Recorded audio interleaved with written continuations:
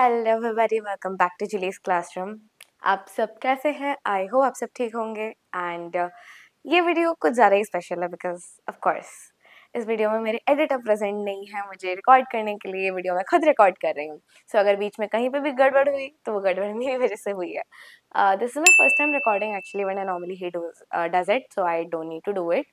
But अभी क्योंकि रात हुई है and he offered that he can come but I refused because I had some work. But at the end of the day I decided कि चलो ठीक है कर लेते हैं, पढ़ाएंगे। मूड था, अच्छा मूड था एंड टॉपिक भी अच्छा वाला था, रिपोर्टेड स्पीच, जो कि अभी एग्जाम्स आ रहे हैं 10th वालों के, तो उनके लिए बहुत ही ज़्यादा इंपॉर्टेंट है। सो ये रिपोर्टेड स्पीच वाला वीडियो होने वाला है स्पेशली 10th के लिए। ये वीडियो मैं अपने एडिटर को भेजने वाली हूँ, मैसेज फॉर हिम। आप रिपोर्टेड स्पीच वाला ही डालना है, ठीक है? For 10th, specially for 10th लिखना। एंड बच्चे जो 10th के देख रहे हैं, students please keep a pen and copy with you. Obviously prayer तो चल नहीं रहा है, हम लोग गाएंगे नाचेंगे खाएंगे ऐसा कुछ भी नहीं है। तो आप लोग कॉपी पेन पकड़ के बैठो एंड ये बहुत ही इंपॉर्टेंट होने वाला है बिकॉज रिपोर्टेड स्पीच ना तो लोगों को बोलनी आती है ना लिखनी आती है। एडमिटेड, बहुत सारे बच्चों को ना बोलनी आती है ना लिखनी आती है।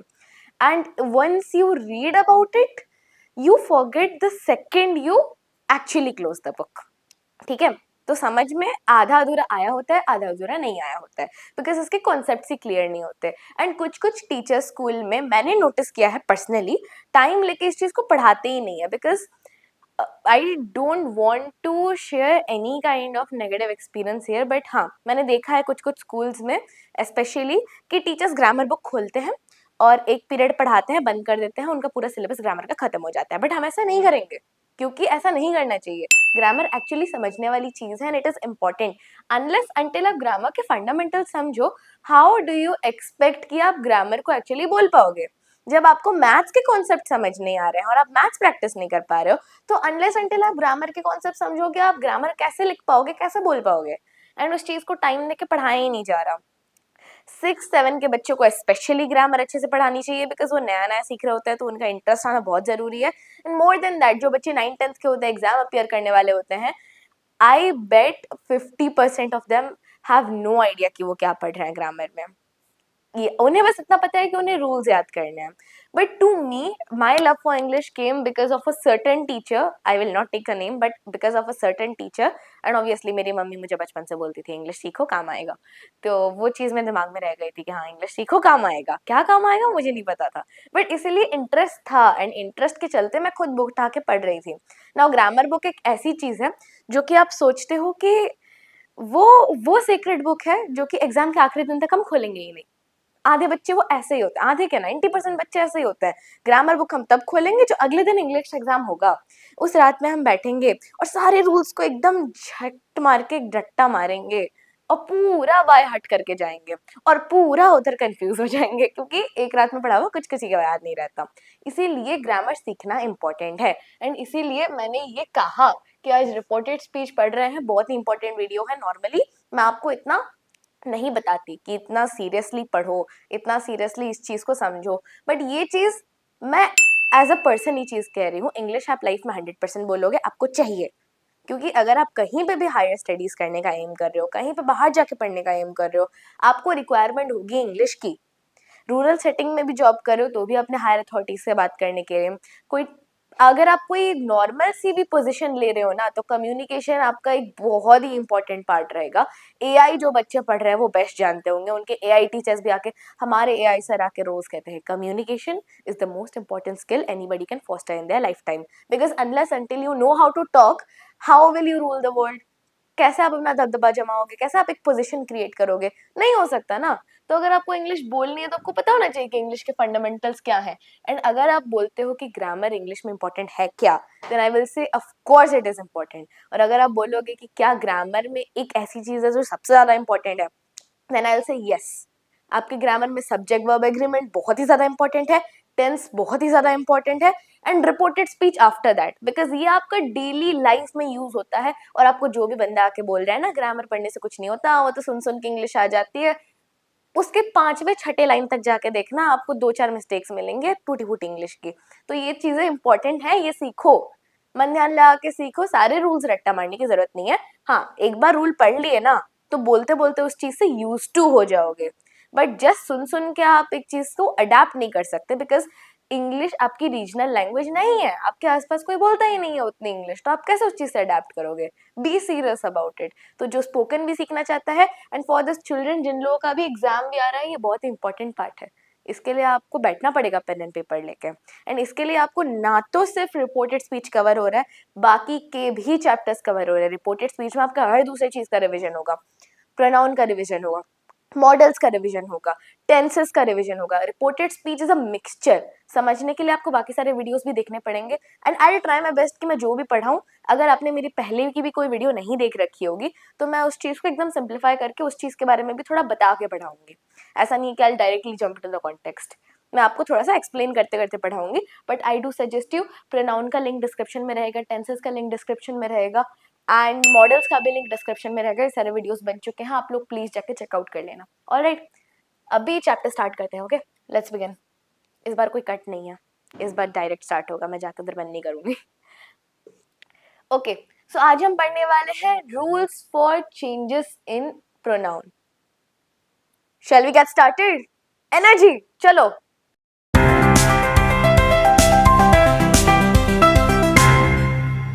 अभी हम लोग पढ़ेंगे rules for changes in pronoun.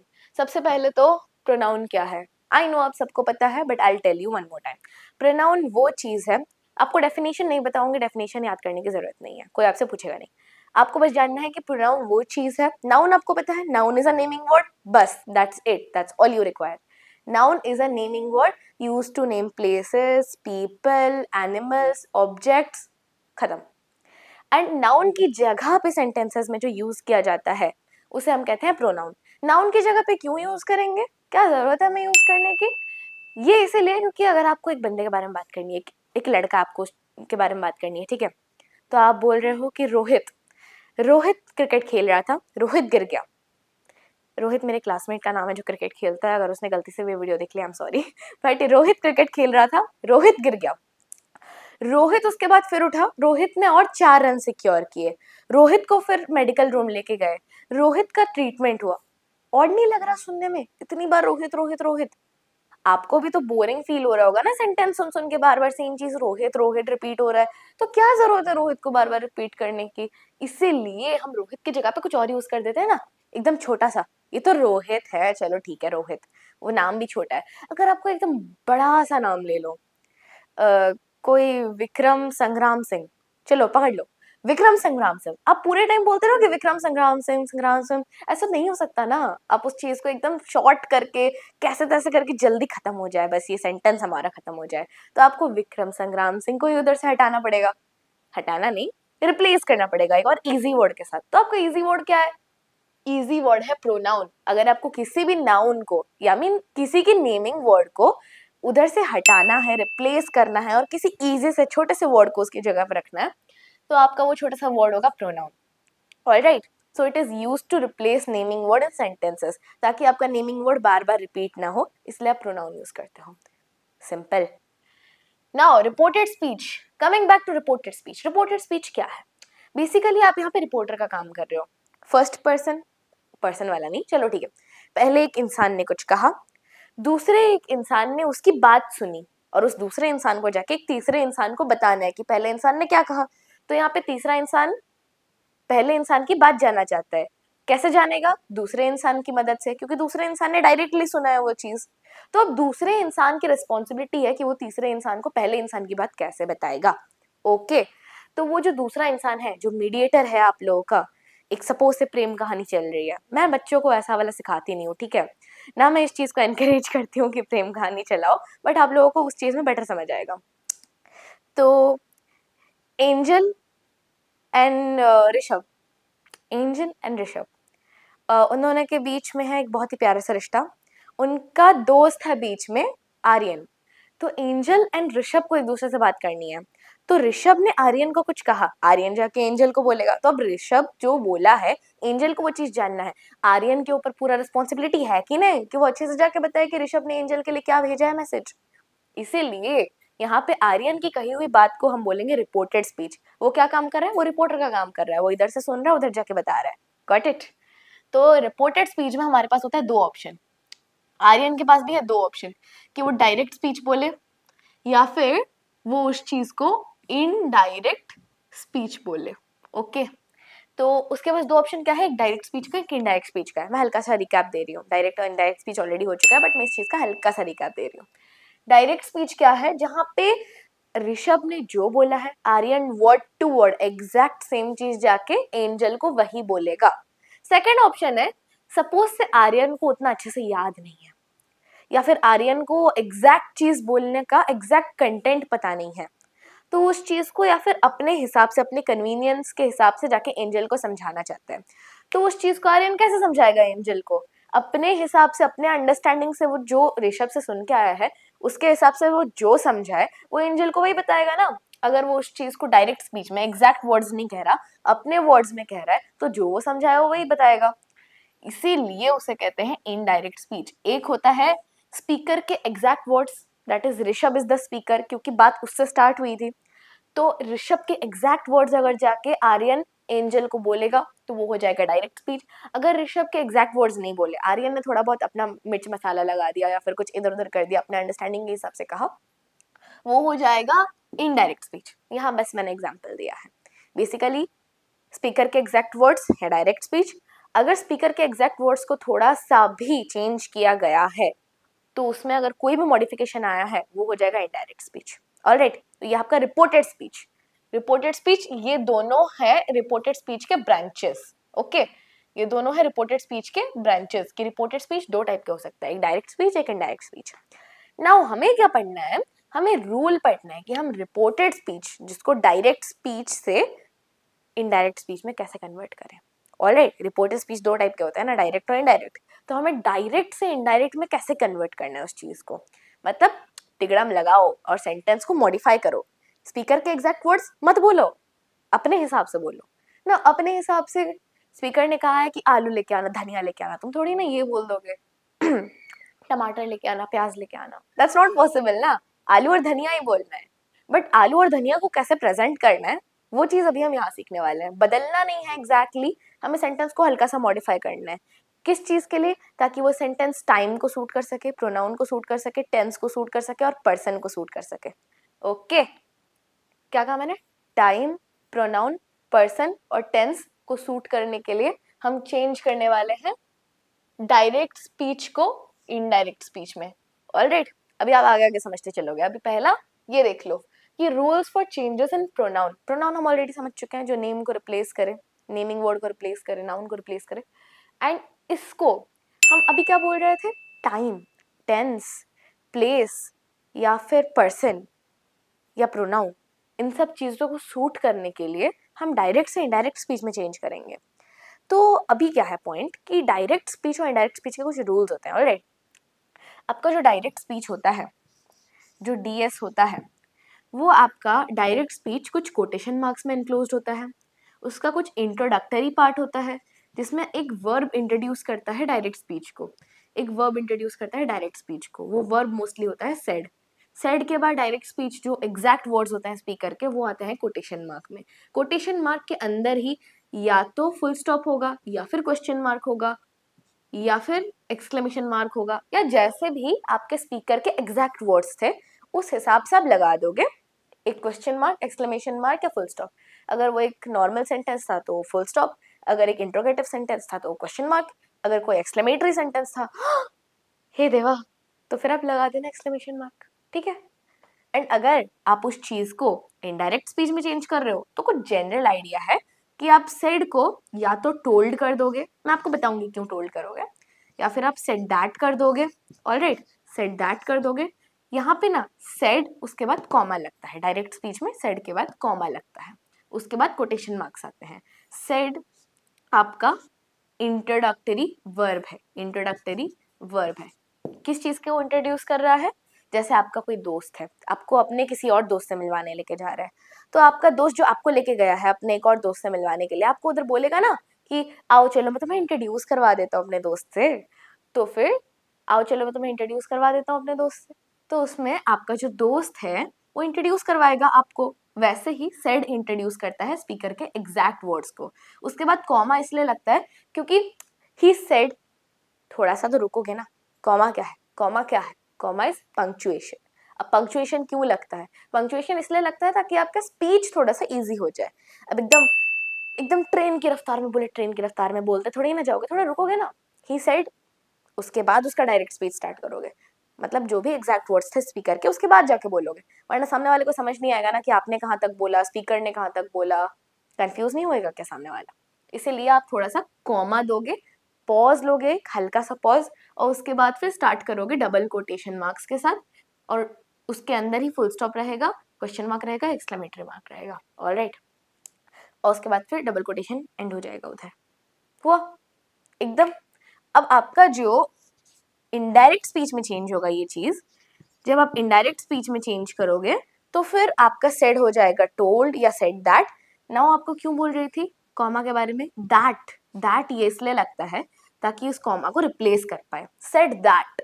अब आपको पॉज की जरूरत नहीं है, अब सामने वाला डिस्टिंग्विश कर सकता है कि हाँ, ये जो रिपोर्ट कर रहा है इस चीज को, ऋषभ की बात को जो आर्यन बता रहा है, तो हम समझ चुके हैं कि आर्यन सेड दैट बोल रहा है, मतलब सेड तक ही आर्यन के एक्चुअल वर्ड्स हैं। अब ऋषभ के वर्ड्स आने वाले हैं कि ऋषभ क्या बोल रहा था और आर्यन कैसे समझा है। तो सेड दैट, दैट लग गया, मतलब उसके आगे ऋषभ का जो कहा गया है आर्यन वो बताएगा। ठीक है, तो सेड दैट आपका कॉमा रिप्लेस कर देता है, कॉमा को हटा के आप सेड दैट बोलते हो। Quotation marks, double quotation mark, चाहे जो भी बोल लो, वो ऑटोमेटिकली हट जाएंगे क्योंकि वो स्पीकर के एग्जैक्ट वर्ड्स नहीं है, तो इसलिए आप उधर डबल कोटेशन नहीं लगाओगे। ऑलराइट, एंड आपका जो ये अंदर अंदर का सामान होता है ना, या तो फुल स्टॉप हो जाएगा, क्वेश्चन मार्क हो जाएगा, या आपका एक्सक्लेमेटरी मार्क हो जाएगा। बेसिकली आपका जो पंक्चुएशन होता है वो आप, डबल कोटेशन मार्क तो है ही नहीं तो कहाँ लगाओगे? जहां नॉर्मल सेंटेंस इनडायरेक्ट स्पीच का खत्म हो रहा है वहां लगा देना।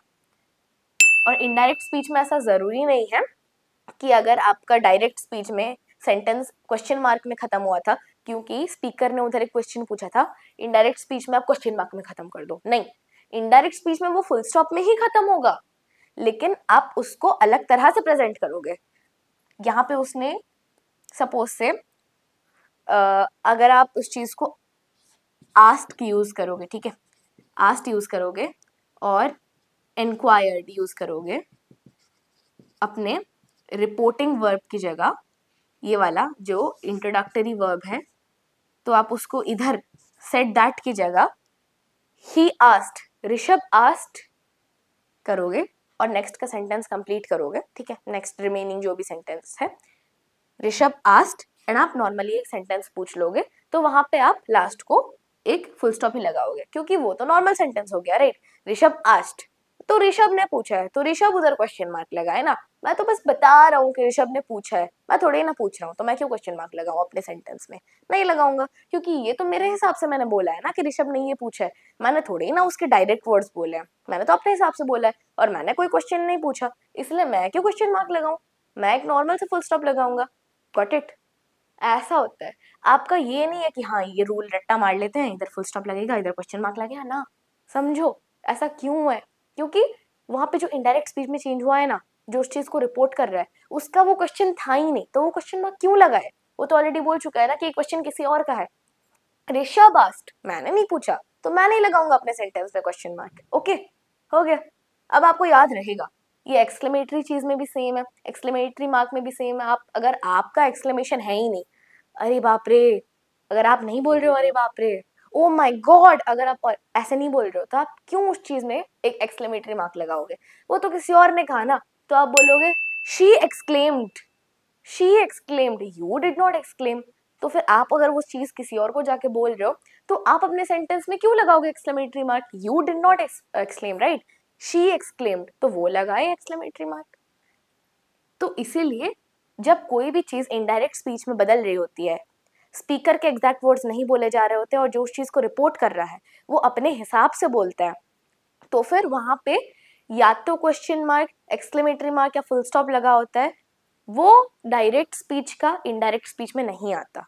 जैसे उस चीज को इनडायरेक्ट स्पीच में बोला गया है उस सेंटेंस के हिसाब से वहां पे फिर फुल स्टॉप लगता है। ओके, और वहां पे अगर आपका क्वेश्चन मार्क लगा है तो आस्क्ड या इंक्वायर हो जाएगा, अगर आपका एक्सक्लेमेटरी मार्क लगा है तो एक्सक्लेम्ड हो जाएगा। मैं आपको उस चीज के बारे में और बताऊंगी, बट आपको थोड़ा बहुत आइडिया होना चाहिए, इसलिए मैंने आपको कह दिया। ऑलराइट, तो नाउ अभी हम लोग एक्चुअली टॉपिक पे आने वाले हैं। मैं आपको हल्का हल्का हल्का हल्का आइडिया दे रही थी क्योंकि कुछ बच्चे बिना कोई वीडियो देखे, बिना कुछ भी देखे डायरेक्टली यहाँ पे आते हैं, डायरेक्टली चैनल पे आते हैं एंड उन लोगों को एक्चुअली कॉन्सेप्ट के बारे में कोई आइडिया नहीं होता। तो हमें हल्का हल्का पहले जो पढ़ाया गया है थोड़ा थोड़ा, अब मैं ऐसा तो नहीं है कि पूरा सिलेबस एक ही वीडियो में कवर करा दूंगी फिर जाके वीडियो शुरू करूंगी, नहीं ऐसा नहीं हो सकता। टेक्निकली आपको थोड़ा बहुत टच में रहना पड़ेगा। अगर आपको एक यूट्यूब चैनल भी देखना है तो आपको साल के स्टार्टिंग से उस यूट्यूब चैनल को ट्राई करना है कि फॉलो करो, ठीक है। तो अगर आप मेरा भी यूट्यूब चैनल देख रहे हो तो आपको एटलीस्ट, अगर मैं रिपोर्टेड स्पीच तक आ गई हूँ तो आपको noun, pronoun, article, parts of speech वगैरह थोड़ा देख के आना पड़ेगा, क्योंकि अगर आपको उस चीज़ का आइडिया नहीं है तो आप आगे नहीं बढ़ पाओगे। चीज़ें ऐसा सिंपल लेवल से कॉम्प्लेक्स होती जाती हैं। तो आपको सिंपल लेवल पे पहले अपना अंडरस्टैंडिंग क्लियर करना है, राइट, उसके बाद आप कॉम्प्लेक्स पे जा पाओगे। तो unless until you clear about that, आप ये चीज क्लियरली पढ़ नहीं पाओगे। बट इवन इफ कुछ बच्चों ने अगर पहले के कुछ कॉम्प्लेक्स पार्ट्स मिस कर दिए हैं, जो कि उन्हें फंडामेंटल्स क्लियर नहीं है, या फिर अगर कुछ इंपॉर्टेंट होगा, मेरे हिसाब से मुझे लगता है कि इस वीडियो में जरूरी है, जो कि मे बी परहैप्स जो स्टूडेंट सामने बैठ के देख रहा है उसको याद नहीं होगा, तो मैं रिमाइंड करा देती हूँ, या फिर मैं आपको ये पहले वीडियो का, मतलब एग्जैक्टली प्रीवियस वाले वीडियो का जस्ट जो बनाया गया था एक रिकैप दे देती हूँ ताकि आपको याद आ जाए। बिकॉज कोई भी एकदम वीडियो के बाद ये वीडियो आएगा और ये वीडियो देखेंगे के इंटेंट से याद नहीं रखा होता, वो फिर आपको रिकैप देना पड़ता है ताकि आप बेटर अंडरस्टैंडिंग और रिलेट कर सको, ठीक है। इसीलिए मैं आपको रिकैप देती हूँ, but do not count fully on this कि अभी रिकैप मिलेगा तो हम पढ़ना शुरू करेंगे, नहीं।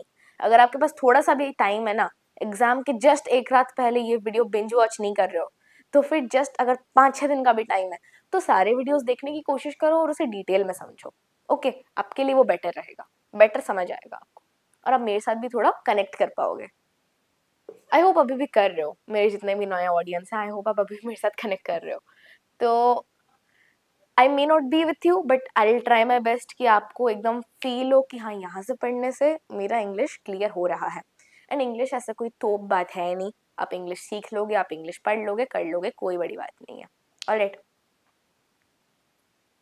तो इधर हम लोग फिर करते हैं speaker is the first person. Alright, तो मैं हल्का हल्का बता देती हूँ कि व्हाट इज इट, स्पीकर क्या होता है, फर्स्ट पर्सन क्या होता है, सेकंड पर्सन पर्सन क्या होता है। Alright, so speaker and person are related terms. Speaker वो इंसान है जिससे बात शुरू हुई है, जो कि बोल रहा है, जो कि बोल रहा है या बोल रहा था। स्पीकर, स्पीक, स्पीक मतलब बोलना, स्पीकर मतलब जो बोल रहा है, जो बोलता है, जिस जिसने बोल दिया, जो बोल चुका है, वो स्पीकर। मतलब एनीबडी जो कि बोल रहा था, बोल रहा है, और नहीं, समझ गए, बोलने से रिलेटेड है, जो इंसान बोल रहा है वो स्पीकर। ऑल राइट, तो वो जो स्पीकर है ना, वो स्पीकर कोई भी हो सकता है। आप, मैं, आपकी पड़ोसन, पड़ोसन की बेटी, आपकी दादी, आपके दादाजी, आपके कोई कजिन, कोई भी हो सकता है स्पीकर। यहाँ तक कि स्पीकर आप जो नहीं जानते हो जिसको, वो भी हो सकता है। जरूरी नहीं आप स्पीकर को जानते हो, राइट। तो स्पीकर अननोन हो सकता है, इसलिए आपको उस चीज के लिए प्रिपेयर्ड रहना पड़ेगा। स्पीकर के भी पर्सन होते हैं, डिपेंड्स कि वो स्पीकर है कौन, तो उसको 3 कैटेगरी में डिवाइड किया गया है, first, second, third person. All right, person, तो यहाँ पे पर्सन क्या है, पर्सन ना प्रोनाउन है बेसिकली। कि स्पीकर का प्रोनाउन क्या है, डिपेंड्स कि स्पीकर कौन है, उसके ऊपर आप स्पीकर का प्रोनाउन क्या है बोलोगे। स्पीकर का नाम पता होगा तभी ना हम स्पीकर का नेमिंग वर्ड पता होगा, नाउन पता होगा तभी ना स्पीकर का प्रोनाउन कर पाएंगे। तो स्पीकर के बारे में हल्का सा तो आइडिया होगा ही कि स्पीकर कौन है। स्पीकर फर्स्ट पर्सन है, फर्स्ट पर्सन मतलब कौन, फर्स्ट पर्सन मतलब आप ही हो, ठीक है। सेकंड पर्सन मतलब जो सुन रहा है, वो है स्पीकर, जो सुन रहा है वो है स्पीकर। थर्ड पर्सन मतलब जो है ही नहीं उस सिचुएशन में, अभी कोई और है, कोई और है, स्पीकर कोई और है, किसी ने बोल दिया, बट अभी जो उस चीज के बारे में डिस्कशन चल रहा है, क्योंकि आप अभी उस बात को छेड़ रहे हो, तो उस बात को जब छेड़ा जा रहा है ऑन द स्पॉट, वो स्पीकर प्रेजेंट ही नहीं है जिसने वो बात कही थी। ऑलराइट, फर्स्ट पर्सन मतलब, ऐसे याद रखो, फर्स्ट पर्सन मतलब स्पीकर आप हो, क्योंकि आप अभी बोल रहे हो एंड आपने ही पहले कहा था। सेकंड पर्सन मतलब जो आपकी बात सुन रहा है, उसने ये चीज कहा था। थर्ड पर्सन मतलब जो अभी मौजूद भी नहीं है प्रेजेंटली, एट द मोमेंट, उसने वो चीज कहा था। राइट, ऐसे हम स्पीकर को क्लासिफाई करते हैं। नाउ प्रोनाउन के मैं आपको हल्का हल्का बताती हूँ, ज्यादा लंबा नहीं बताऊंगी। प्रोनाउन के भी 3 केसेस होते हैं, केसेस तो रहने तो छोड़ो, इतना भारी भारी वर्ड यूज करने की कोई जरूरत नहीं है. नॉमिनेटिव, सॉरी वो मजाक था, सीखना पड़ेगा. Nominative, objective. आई होप आप मेरा अंडरस्टैंडिंग समझ पा रहे हो, एंड आप भी उस हिसाब से खुद पढ़ने की भी कोशिश करो, एंड खुद भी उस हिसाब से मेमोराइज करने की कोशिश करो, अंडरस्टैंडिंग रखो अपना. Objective, nominative, objective and possessive. Nominative, objective, possessive है केसेस हैं. केसेस तो छोड़े रहने दो, बहुत एक्सप्लेन करने के लिए हैवी वर्ड लगेगा आपको, बट इतना कुछ है नहीं. केसेस मतलब सिचुएशंस जहाँ पे प्रोनाउन यूज हो रहा है. प्रोनाउन अगर सब्जेक्ट है तो वो नॉमिनेटिव केस है. Pronoun, if pronoun is subject then it is nominative case. If pronoun is object मतलब जो नेमिंग वर्ड है, जो नाउन है, नाउन जो है वही प्रोनाउन है. हो गया. तो नेक्स्ट वाला है पोजेसिव, मतलब shows belonging. Shows belonging, got it. एक है सब्जेक्ट है, प्रोनाउन इज नॉमिनेटिव मतलब सब्जेक्ट है. प्रोनाउन इज ऑब्जेक्टिव मतलब ऑब्जेक्ट है. प्रोनाउन इज पोजेसिव मतलब शोज बिलोंगिंग. नाउ सब्जेक्ट का क्या मतलब है? जिसके बारे में एक सेंटेंस में बात हो रही होती है. ऑब्जेक्ट मतलब वो जो एक्शन होता है, क्योंकि हर सेंटेंस में एक वर्ब रहना बहुत इंपॉर्टेंट है. एकदम मेरे वर्ब वाले वीडियो में जाके चेक करना, इधर वर्ब का भी रिविजन हो रहा है, देखो. एकदम वर्ब वाले वीडियो में जाके चेक करना, मैंने बहुत इंपॉर्टेंट चीज कहा है, कोई भी सेंटेंस बनने के लिए वर्ब होना जरूरी है. लॉजिक भी है. अगर उस सेंटेंस में कोई काम ही नहीं हुआ है, कोई कार्य नहीं हुआ है, कोई क्रिया नहीं हुई है, तो हम बात किस चीज के बारे में करेंगे? कोई एक्शन ही नहीं है बात करने के लिए, कोई टॉपिक ही नहीं है, तो हम बात क्यों करेंगे? किसी ने कुछ कर दिया, किसी ने कुछ कह दिया, किसी ने कुछ भी किया, तभी तो जाके हम उस चीज के बारे में डिस्कस करेंगे. अगर कुछ हुआ ही नहीं है तो क्यों डिस्कस करेंगे, राइट? तो इसीलिए हर सेंटेंस में वर्ब होना जरूरी है. तो वो वर्ब जिसके ऊपर काम कर रहा होता है, वर्ब का असर जिसके ऊपर पड़ रहा होता है. Suppose I will give you an example. She jumped over the fence. She jumped over the fence. Okay. Now she jumped, थोड़ा सा इधर उधर है, ऊपर की तरफ जा रहा है, बट इट्स ओके, वो भी तो फेंस के ऊपर कूद रही थी. She jumped over the fence. Okay. क्यों कूद रही है कोई नहीं पूछेगा, I don't know. She jumped over the fence. Over क्या है इधर? ओवर आपका हो जाएगा एक प्रिपोजिशन. ऑलराइट, एक प्रिपोजिशन. तो ऑब्जेक्ट का और क्या होता है? ऑब्जेक्ट ना, अगर कोई प्रिपोजिशन होता है उसके बाद आ रहा होता है तो आपको पता चल जाएगा कि वो ऑब्जेक्ट ही है, क्योंकि प्रिपोजिशन के बाद ऑब्जेक्ट आता है. ऑलराइट, सिंपल है, समझ जाओ. प्रिपोजिशन के बाद आता है ऑब्जेक्ट. प्रिपोजिशन क्या है वो मैं आपको बाद में बताऊंगी. ओके. वीडियो के एकदम नेक्स्ट नेक्स्ट पार्ट में प्रिपोजिशन के बारे में और एक्सप्लेन करूंगी. अभी जानना है तो प्रिपोजिशन वाला वीडियो देखो. तो अभी आपका जो प्रिपोजिशन है उसके बाद एग्जैक्टली आता है तो वो आपका हो जाएगा ऑब्जेक्ट, जिसके ऊपर काम कर रहा होता है ना. जो जम्प्ड है, जम्प्ड, जम्प्ड आपका वर्ब है. तो she jumped over the fence मतलब वो कहाँ कूदी? किसी चीज के ऊपर तो कूदी ना. हाँ वो कूदी, हमें पता चला वो कूद गई. कहाँ से कूद गई? किधर कूद गई? तो वो किधर कूद गई? फेंस, जो आपकी बाउंड्री होती है, बाउंड्री के ऊपर कूद गई. तो आपको पता चल रहा है ना कि काम जो किया गया है, कूदा जो गया है, तो उस काम का असर किसके ऊपर पड़ रहा है? इनडायरेक्टली फेंस के ऊपर पड़ रहा है, क्योंकि डायरेक्टली नहीं, इनडायरेक्टली फेंस के ऊपर पड़ रहा है. ऑलराइट, क्योंकि फेंस के ऊपर से कूदा गया है. Now she jumped on the fence. कोई सेंस नहीं बन रही इस बात की, लेकिन वो डायरेक्ट होता है क्योंकि उसमें फेंस को डायरेक्टली कुछ असर पड़ रहा है कि वो हाँ फेंस के ऊपर कूदी. लेकिन अगर आप कहोगे ओवर द फेंस मतलब फेंस को उतना कुछ असर नहीं पड़ रहा है, लेकिन फेंस उधर था और फेंस के ऊपर से कूदा गया, मतलब कुछ तो असर पड़ रहा है. ऑलराइट, तो फेंस, इसीलिए she jumped over the fence आपका हो जाएगा इनडायरेक्ट ऑब्जेक्ट. बट ये ऑब्जेक्ट है. ऑब्जेक्ट क्यों है? क्योंकि इसके ऊपर जो काम किया गया है वर्ब है, वर्ब ने इसके ऊपर काम किया है. आपके वर्ब ने इसके ऊपर काम किया है, इसलिए ऑब्जेक्ट हो जाएगा. एंड शोज बिलोंगिंग, आपको पता है बच्चे जो करते हैं, ये तो मेरा है, मेरा है. नहीं तुम्हारा नहीं है, मेरा है, मुझे दे दो, ये मेरा है. तो वो है, अगर आप अपना कुछ बिलोंगिंग है, आप पे वो बिलोंग करता है, ठीक है, आपका है तो आपको ही बिलोंग करेगा, राइट? तो अगर आपको बिलोंग करता है तो आप बोलोगे कि ये चीज मुझे दे दो, ये मेरी चीज है. तो आप क्या कह रहे हो? अपना पोजेसिवनेस दिखा रहे हो. आजकल बच्चे भी यूज करते हैं. पोजेसिव होने चाहिए, पोजेसिव. कॉन्टेक्स्ट में बताऊंगी नहीं, but you know it already. तो आपकी अगर कोई चीज है एंड आप उस चीज को क्लेम कर रहे हो, आप उस चीज को बोल रहे हो कि इट्स माई बिलोंगिंग, मुझे बिलोंग करता है वो चीज, तो आप कह रहे हो कि ये मेरा है. तो आप, you are showing belonging that is possessiveness.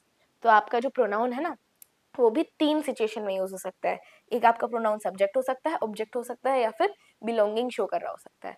तो जब आपका सब्जेक्ट ना फर्स्ट पर्सन आई वी है, आई वी है, तो वो सब्जेक्ट है। ऑलराइट, इसलिए मैं आपको बता रही थी। अगर आपका फर्स्ट पर्सन मी अस है तो वो ऑब्जेक्ट है।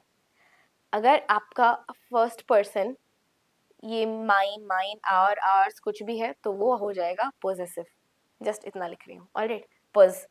यहाँ पे आपका first person sorry second person अगर आपका सब्जेक्ट है या फिर ऑब्जेक्ट है तो फिर यू होगा। अगर आपका सेकंड पर्सन योर योर्स कुछ भी है तो वो पॉजेसिव होगा। थर्ड पर्सन अगर ही है, इट है, शी है, एंड और क्या है, और तो कुछ नहीं है। He, she, it and what, anyway ये आपके हो जाएंगे उतने सब्जेक्ट। एंड ये जो रेस्ट है, alright, him, her, them and they, वो हो जाएगा आपका ऑब्जेक्ट। एंड बाकी के जो बच गए his, hers, its, their, theirs, वो हो जाएगा पोजेसिव। Okay, possessive. तो आपको पता चल रहा होगा ये पोजेसिव हो जाएंगे। ऑलराइट, तो ये आपके हो जाएंगे first second third person. And उसमें भी nominative case, subjective case, okay, nominative को ही सब्जेक्टिव केस कहते हैं, then objective case, and then right, आप भी बोलो ना पोजेसिव केस। ऑलराइट, तो ये क्यों बताया गया, क्योंकि यहाँ फर्स्ट सिनेरियो है। देखो, अगर आपको ना डायरेक्ट स्पीच से इनडायरेक्ट स्पीच में चेंज करना है तो आपके पास ना 3 सिनेरियोज हैं, 3 पॉसिबिलिटीज है, उसे छोड़ के कुछ हो ही नहीं सकता। ठीक है, तो अगर आपका प्रोनाउन प्रोनाउन अगर आपका फर्स्ट पर्सन है तो आप फिर उस चीज को, अगर डायरेक्ट स्पीच में फर्स्ट पर्सन है तो फिर इनडायरेक्ट स्पीच में वो क्या होगा, बड़ा सवाल। अगर आपका सेकंड पर्सन है डायरेक्ट स्पीच में तो इनडायरेक्ट स्पीच में वो क्या होगा, बड़ा सवाल। थर्ड पर्सन है अगर डायरेक्ट स्पीच में तो इनडायरेक्ट स्पीच में क्या होगा। ऑलराइट, एग्जांपल है इधर, मैं एग्जांपल समझा देती हूँ। आई सेड, आप ही बोल रहे हो, अभी के लिए तो आप बोल रहे हो, आप ही बोलोगे हर सिचुएशन में, इंट्रोड्यूस आप ही करवाओगे, आप ही चुगली कर रहे हो उधर। ठीक है, तो मतलब नहीं, चुगली नहीं कर रहे, बट इंट्रोड्यूस आप ही करोगे कि हाँ ये बात, ये मुद्दा मुझे ही छेड़ना है, ये मुद्दा मुझे छेड़ना है।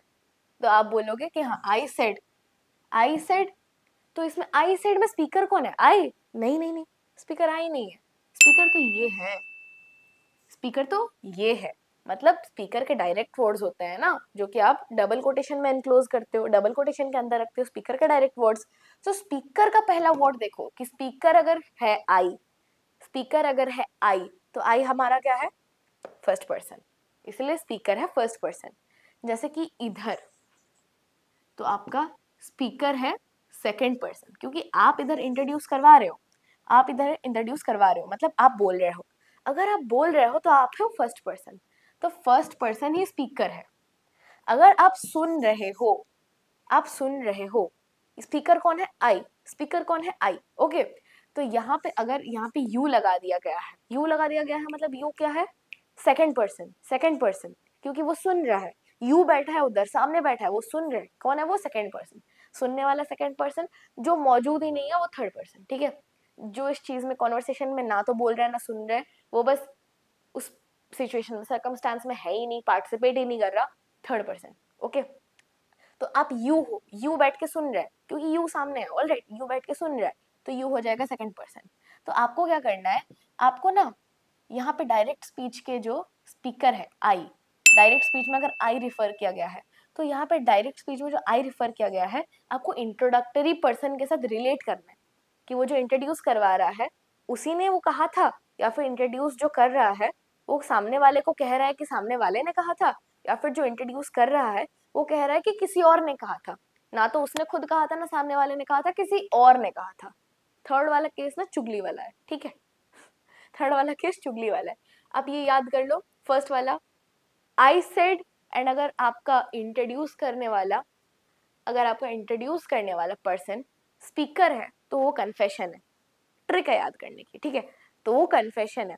अगर आपका इंट्रोड्यूस करने वाला स्पीकर नहीं है, इंट्रोड्यूस करने वाला स्पीकर नहीं है, जो सामने बैठा है वो है स्पीकर, तो वो हो जाएगा कन्फेशन, फर्स्ट वाला था। नाउ ये वाला हो जाएगा कन्फ्रंटेशन, कन्फ्रंटेशन, वो कन्फ्रंट कर रहा है, ऑलराइट। और ये अगर आप इंट्रोड्यूस कर रहे हो एंड ना तो आपने कहा है ना सामने वाले ने कहा है, स्पीकर तो कोई और ही है, वो थर्ड पर्सन है जो है भी नहीं उस सीन में, या फिर पार्टिसिपेट नहीं कर रहा, मे बी उस सीन में है लेकिन पार्टिसिपेट नहीं कर रहा, तो वो क्या हो जाएगा, ये हो गया कन्फेशन, ये आपका हो जाएगा कन्फ्रंटेशन। थर्ड वाला है चुगली, चुगली, गॉसिप, दैट्स इट। तो आप ऐसे याद कर सकते हो उस चीज को, ऑलराइट। तो ये जो अगर आपका फर्स्ट पर्सन है, अगर आपका स्पीकर फर्स्ट पर्सन है, दैट इज आप ही हो कहने वाले, इंट्रोड्यूस करने वाले आप ही हो, इंट्रोडक्टरी पर्सन आप ही हो, फर्स्ट पर्सन ही हो, तो फिर वो अनचेंज्ड रहेगा। I said I study at a college बन जाएगा आई सेड दैट कॉमा हटाना है ना, I said that, कॉमा हट गया, लो, I said that I studied at a college. Got it? I studied at a college. studied क्यों बन गया? क्योंकि simple present, simple present simple past में चेंज होता है, ये आगे बढ़ेंगे, और मैं बस बता रही हूँ। You said, तो ये जो है ना, यहाँ पे ये अनचेंज्ड रहेगा, अनचेंज्ड रहेगा ना। जो स्पीकर ने आई कहा है, डायरेक्ट सेंटेंस में बदलाव ला रहा है ना, तो डायरेक्ट स्पीच में बदलाव ला रहा है, तो वो आपका एग्जैक्ट सेंटेंस में जो आई था वो आई ही रहेगा। तो फर्स्ट पर्सन में speaker is the first person में, ये इनडायरेक्ट स्पीच में चेंज करने से अनचेंज्ड रहेगा, अनचेंज्ड रहेगा। आपका आई उधर डायरेक्ट स्पीच वाला आई ही रहेगा। नाउ नेक्स्ट यू, अगर स्पीकर सेकंड पर्सन है तो फिर यहाँ पे सेकंड पर्सन लिखा है, राइट। अगर स्पीकर सेकंड पर्सन है तो फिर यहाँ पे जो स्पीकर ने आई कहा था, क्योंकि स्पीकर जब बोल रहा था तो वो फर्स्ट पर्सन था, राइट, तो उसके एग्जैक्ट वर्ड्स में वो तो आई है, फर्स्ट पर्सन है। अब जब उस चीज को कोई और छेड़ रहा है तो वो जो छेड़ रहा है उसके लिए स्पीकर सेकंड पर्सन बन गया है।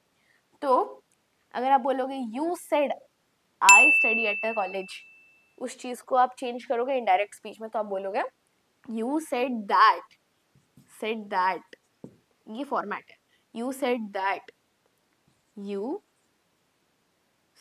यू स्टडीड, यहाँ पे भी सिंपल प्रेजेंट सिंपल पास्ट बन जाएगा, डॉट डॉट डॉट। आपको पूरा सेंटेंस लिखना है, मैं तो टीचर हूँ ना, मैं तो आधा लिख सकती हूँ, मैंने लिख दिया आधा, यहाँ पे देख लो। You said that you studied, ये इंपॉर्टेंट है। यू आपका जो सेकंड पर्सन है, बेसिकली एक चीट कोड बताती हूँ, फर्स्ट पर्सन आपको पता चलेगा आई है फर्स्ट पर्सन, सेकंड पर्सन हो जाएगा यू, तो आपको क्या करना है, इस यू को उठा के इधर आई की जगह में बिठा देना है, बस।